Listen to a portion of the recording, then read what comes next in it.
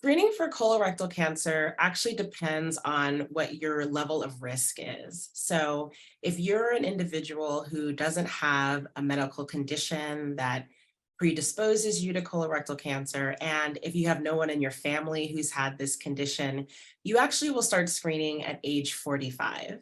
And depending on the test, you will get screened every 10 years if you pick a colonoscopy. Some of the less invasive tests that you can do at home, the stool kits, you need to do that every 1 to 3 years. Now, if you do have a family history of colorectal cancer, so if you have a mother, a father, a brother, or a sister who's had this disease, we actually are going to start screening you earlier.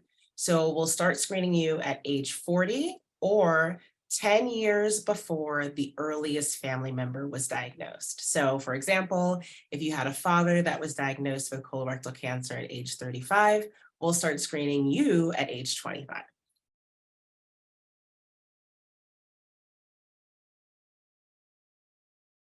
One of the best things about the technologies we have for screening in cancer is that for colorectal cancer in particular, there are many different ways to get screened. So for some cancers, there's just one option. For colorectal cancer, there's many that you can choose from. We have a governing body in medicine called the United States Preventive Service Task Force, and they actually recommend one of 7 different strategies. So as long as you pick any one of these 7, we think that you are getting a high quality screening test.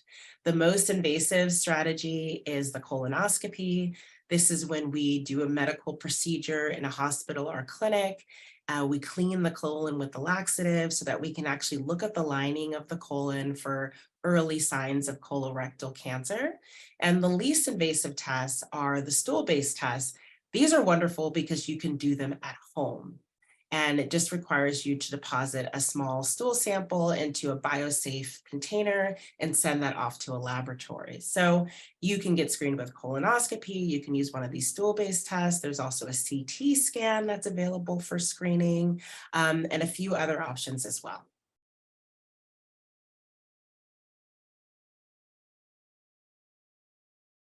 Generally, most people will get a recommendation to start their colorectal cancer screening from their primary care doctor. This is because the primary care doctor in medicine really organizes everything from preventive health to chronic disease management. So your PCP is the one that will get a family history of cancer from you, will understand your other risk factors, and tell you when to start screening for colorectal cancer, whether that's age 45 or earlier. Now, if you choose colonoscopy as your method for screening, you will then be referred to a gastroenterologist. I'm a gastroenterologist. We perform screening colonoscopies in hospitals and clinic with the assistance sometimes of an anesthesiologist to put you to sleep for the procedure.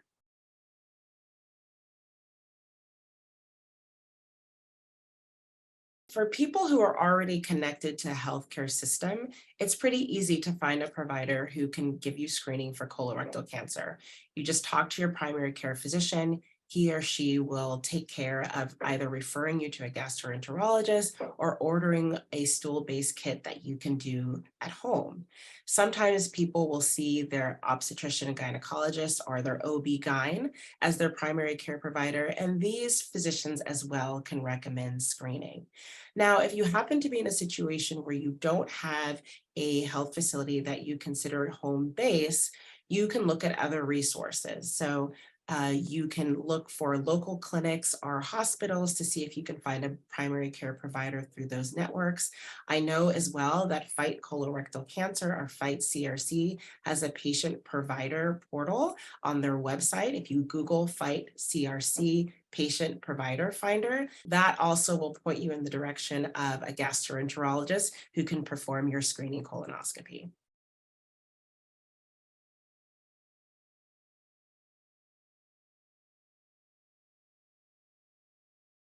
I think the most unfortunate thing about colorectal cancer screening is the lack of awareness and the misinformation. So, colorectal cancer is the second most common cause of cancer related deaths in the United States. Unfortunately, it's very common in women and in men. but it doesn't have to be, because we think that we can prevent about 90% of cases with screening. So it's really important that people understand that this is a common disease, that it's a deadly disease, but that there's something that we can do about it. Unfortunately, in the media, there's been a lot of jokes about colonoscopy being an uncomfortable procedure, particularly because it is involving an instrument that's being put in an intimate area. What I like to remind people, however, is that we are bringing you into a safe hospital or clinic setting. We're giving you medications to put you to sleep for the procedure, sometimes completely to sleep with the assistance of an anesthesiologist. So you're not going to feel the colonoscopy at all. You're not going to feel pain. You're not going to be uncomfortable during the procedure. In fact, most of my patients wake up and they look at me and say, "Doc, when are you going to get started?" And I tell them, "We're already done with the procedure." So really, the most challenging thing for some people is the day before the colonoscopy, when they have to do the laxative, which is the cleanser to clear out the colon of all the food and all the stool in there. And that can be a little hard for people. You're on a clear liquid diet, you're taking this laxative, you're on the toilet a lot. But once you get through that day and you come in for the procedure itself, it's pretty easy from there. And then I'll also mention for these stool-based tests, those you can do in the comfort of your own home. So if you're not so keen on going in and having a colonoscopy with a gastroenterologist, just remember you still have other options. You can do these very simple stool-based tests once a year in the comfort of your own home.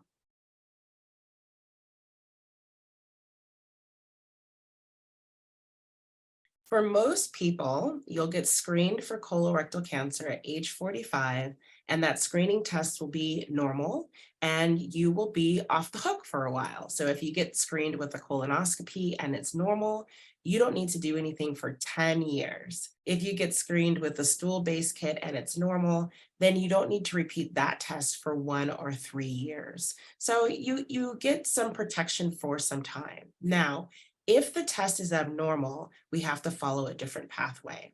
If the colonoscopy is abnormal, sometimes we bring people back as frequently as every 3 years, depending on the findings.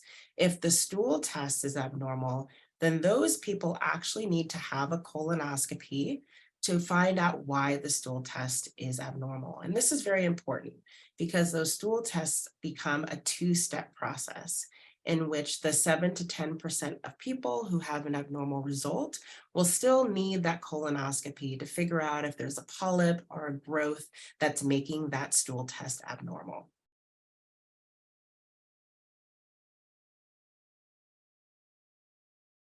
What I always like to highlight to my friends and my female patients, also the women in my family, is that colorectal cancer can affect women too. There's this misunderstanding that colorectal cancer is the disease of men, and that's not true. Women, unfortunately, are getting this disease, are dying of it, and it's unnecessary in many cases because we can prevent this disease with screening. So I encourage all the women out there that in addition to the screening that they're doing for breast cancer, for cervical cancer, the skin checks that you're doing for skin cancer, make sure that you also include colorectal cancer in the list of diseases that you're working to prevent.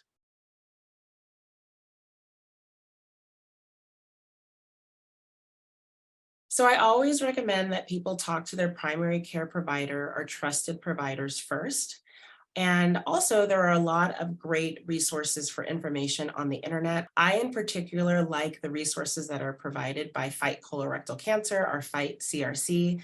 On their website, they have information about what colorectal cancer is, what screening is, the different methods for screening. They also have resources on the different types of colorectal polyps. And if you are in the situation where you or a family member are diagnosed with colorectal cancer, they have incredible resources for patients and for families. So I always tell people to start there.